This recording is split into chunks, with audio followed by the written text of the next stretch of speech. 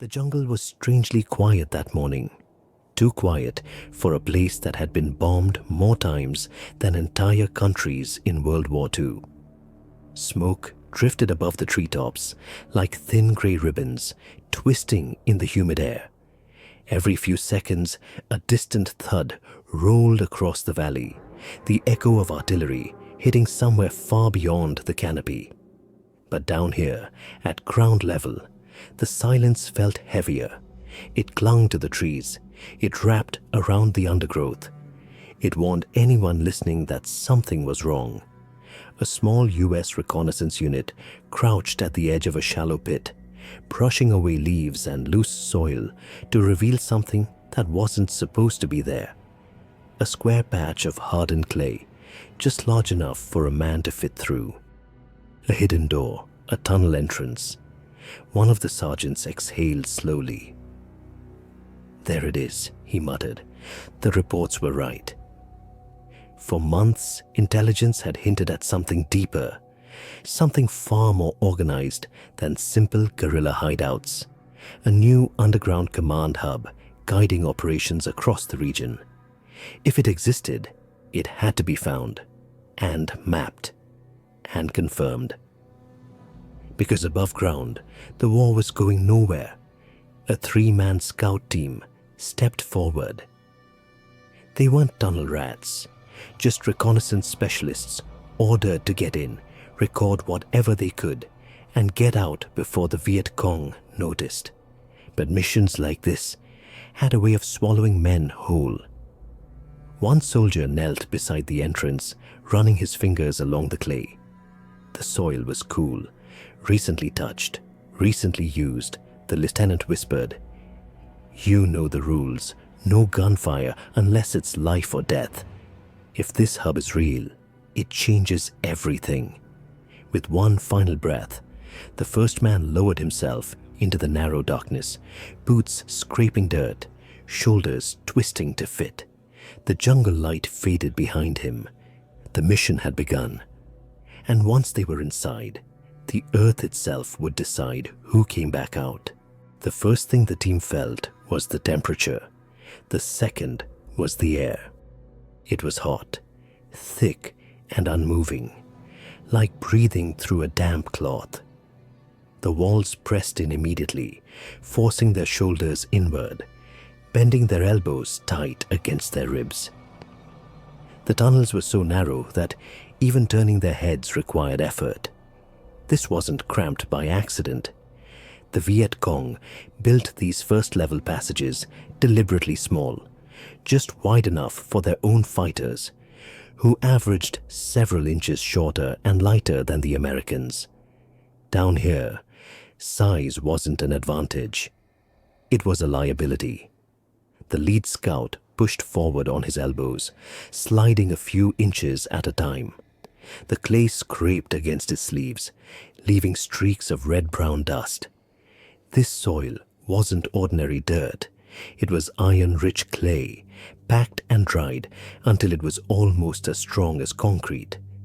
It allowed the tunnels to survive near constant bombing overhead, holding shape even under the weight of the jungle. But the longer the unit crawled, the more they noticed something else. The layout was unpredictable. Just when a tunnel seemed to go straight, it curved. Just when it seemed to slope downward, it rose without warning. No straight lines, no obvious pattern. Every twist was intentional.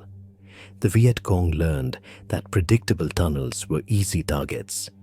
So they built routes like a labyrinth, forcing intruders to guess, hesitate, and lose their sense of direction within minutes. "Hold up," the second scout whispered. Ahead, barely visible in the dim flashlight glow, a thin bamboo stick lay across the floor. A basic trip trigger, primitive but deadly if stepped on blindly. The lead scout studied it, tracing the line of the trigger sideways until he saw the mechanism. A simple tin can rigged with shrapnel. Quiet, cheap, devastating. They edged over it carefully, and with every foot deeper, one truth became clearer. These tunnels weren't just built to hide people. They were built to outsmart anyone who dared follow them. As the team crawled deeper, the air grew heavier. Not just humid, alive, thick with smells they couldn't name. Rotting leaves, stale sweat, damp soil. Something metallic. Something animal.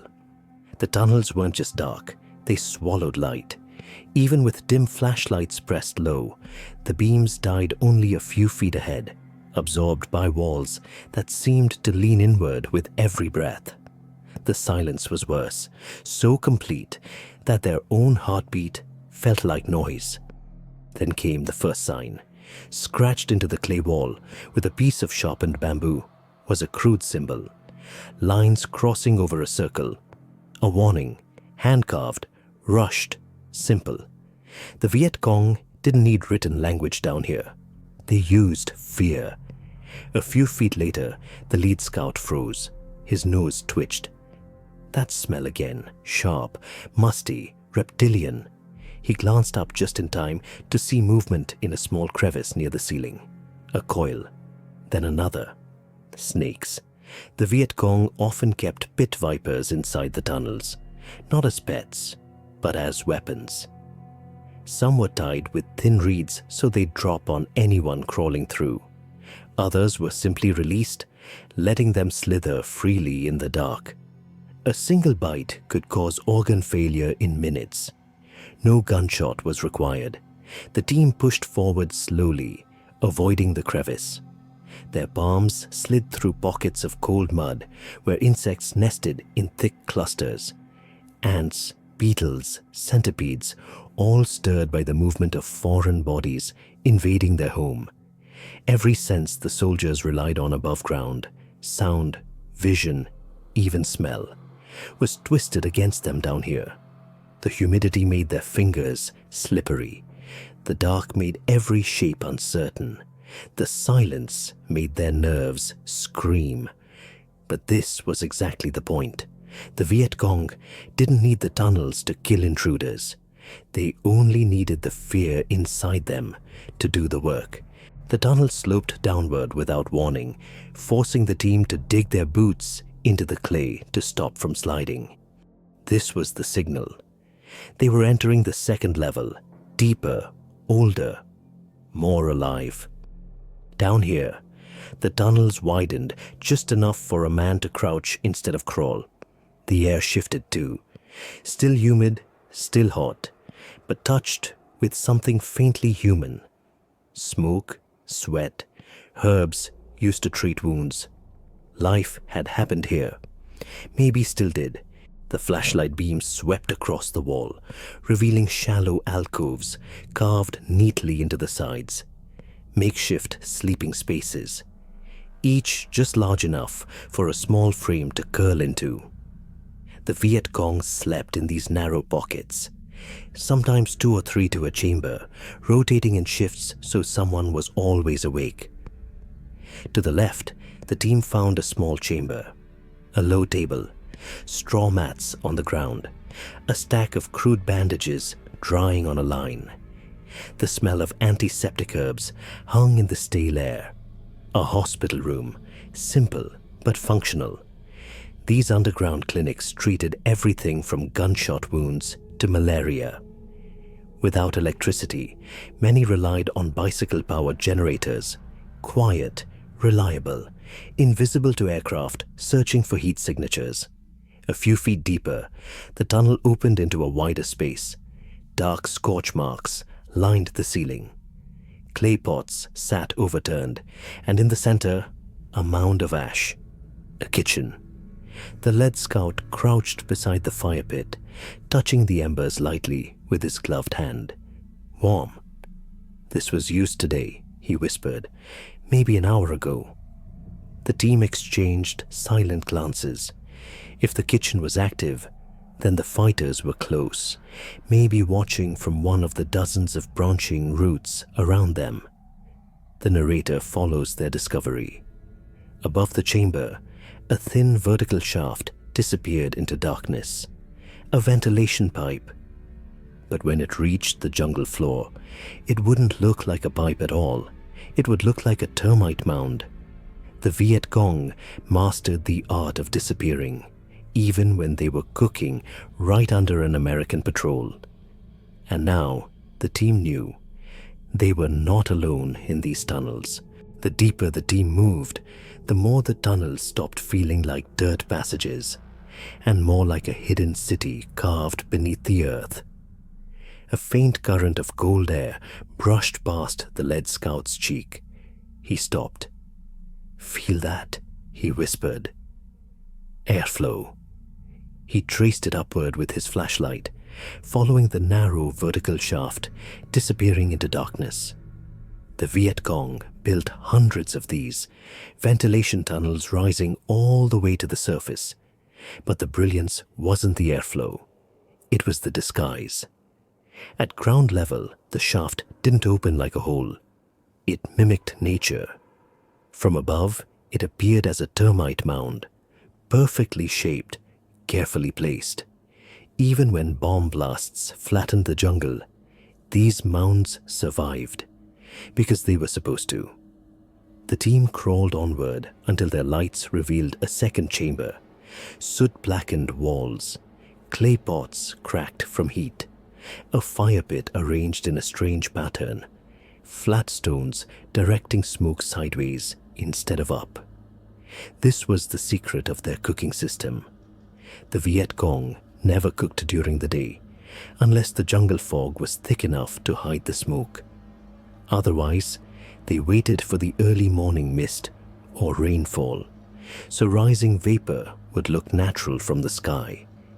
Even the smoke exits were split through branching shafts, dispersing in multiple directions so aircraft couldn't trace a single vertical plume. One scout moved deeper and nearly tripped over a hollow space cut into the floor.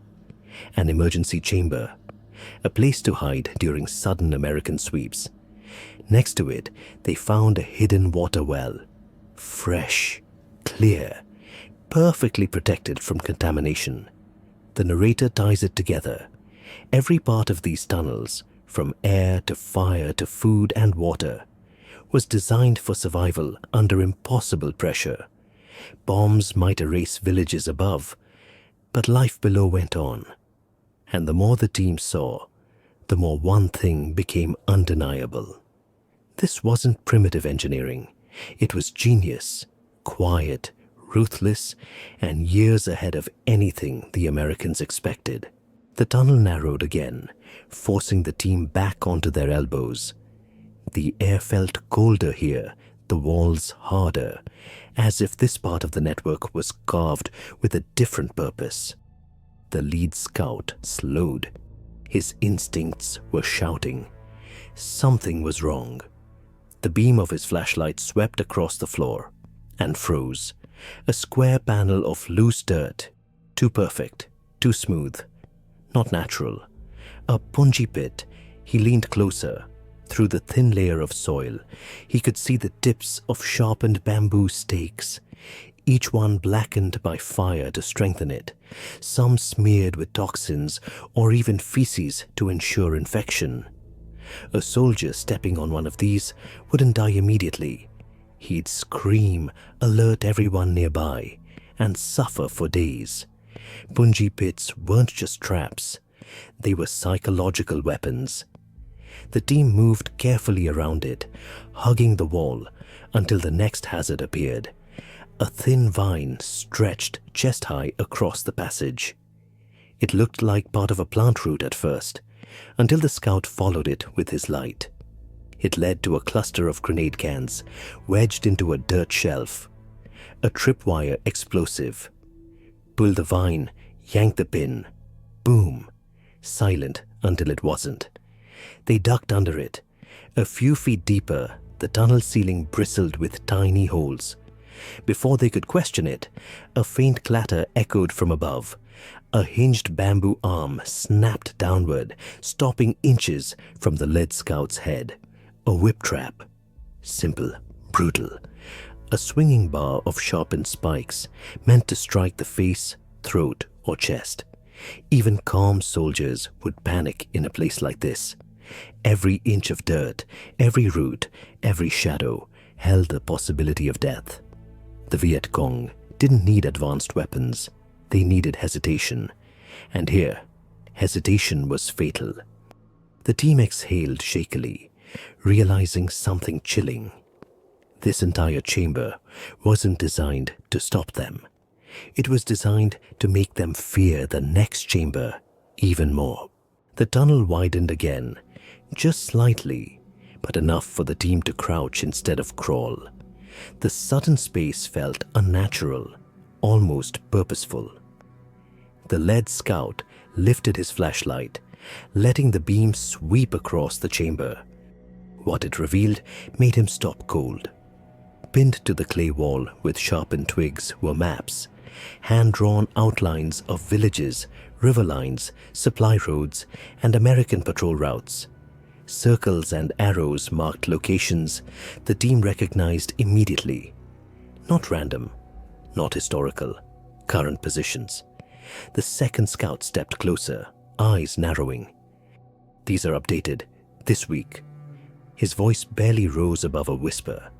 Beneath the maps sat a low wooden table carved from a single slab of hardened soil.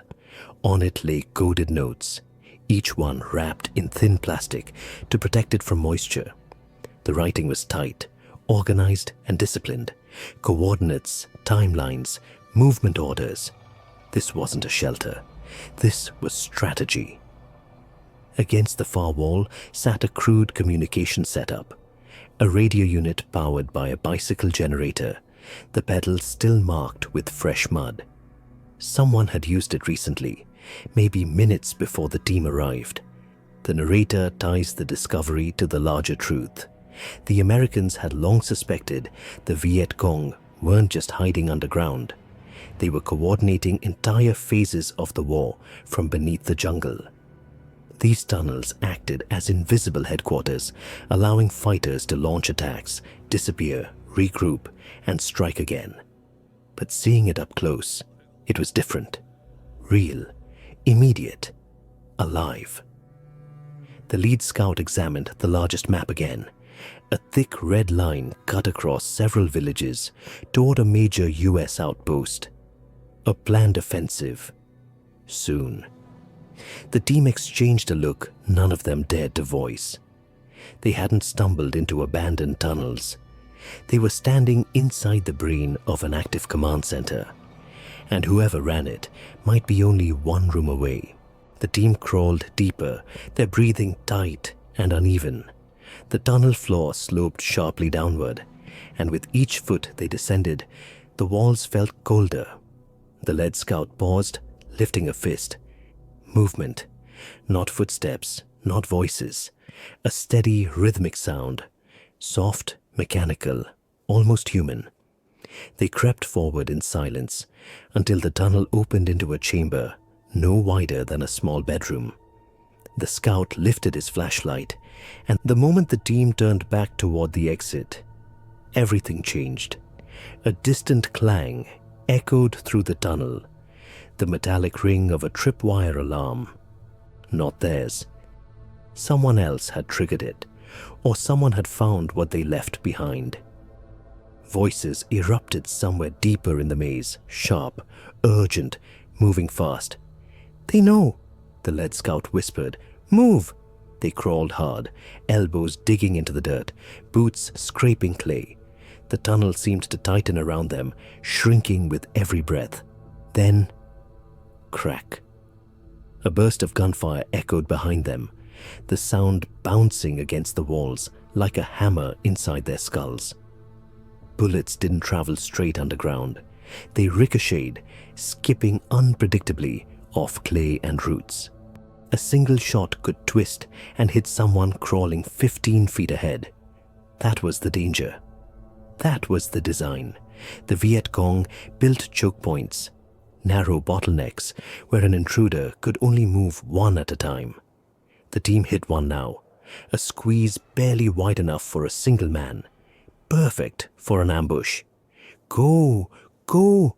Go!" The rear scout hissed, pushing the POW forward first. Behind them, shadows flickered, enemy fighters advancing fast, the muzzle flashes lighting the tunnel like lightning in a storm. The Americans returned fire only once, a short controlled burst, knowing full well the echo could disorient them more than the enemy. At a sudden fork, the lead scout hesitated. Left or right? No map, no markers, just instinct. This was another advantage of the tunnels. Unpredictable forks created confusion, forcing intruders to guess, while defenders moved confidently through routes they memorized from childhood. He chose left. The tunnel sloped sharply upward, light, faint but real, leaked from above, an exit shaft. But as they climbed, dirt rained down behind them. The enemy was firing upward now, rounds chewing through the clay. The lead scout slammed into the hatch, forcing it open. Sunlight blasted in. He grabbed the POW by the arm. The jungle swallowed them the moment they broke through the hatch. Sunlight flashed between the branches as the team ran, half carrying, half dragging the rescued soldier through waist-high brush. Their lungs burned, their hands shook. But the gunfire behind them slowly faded, replaced by the steady rhythm of helicopter blades somewhere far above. They were out, alive, barely. When they finally collapsed in a clearing, the rescued soldier, skin pale, lips cracked, murmured something no one could hear. He was young, too young. One scout guessed 19, another thought maybe 18. But age didn't matter down here. In Vietnam, both sides sent boys into tunnels, where childhood ended the moment the earth closed over their heads. As medics rushed in, the narrator shifts. War reduces human beings to roles: enemy, ally, target, number. Underground, those labels blur. In those tunnels, Americans saw the faces of Viet Cong fighters who were barely older than the students they once sat beside. Many were kids raised beneath the soil, trained from adolescence to fight in darkness because the world above offered them no other future. And yet, inside those same tunnels, the Americans carried their own kind of courage, quiet, reluctant, born not from politics, but from the instinct to protect each other. The kind of bravery that isn't taught in boot camp, but discovered in the moments when survival depends on reaching back for the man behind you. The Viet Cong engineered a system that defied bombs, weather, hunger, and fear. The Americans who crawled into that system did so, knowing they might never crawl out again. The brilliance, the terror, the suffering, it belonged to both sides. And long after victories are claimed or forgotten, one truth remains: wars aren't shaped by the soldiers who bleed in them, but by the decisions of those who never set foot in the tunnels at all. The question that lingers is simple and impossible. What is the true cost of a war no one truly wins?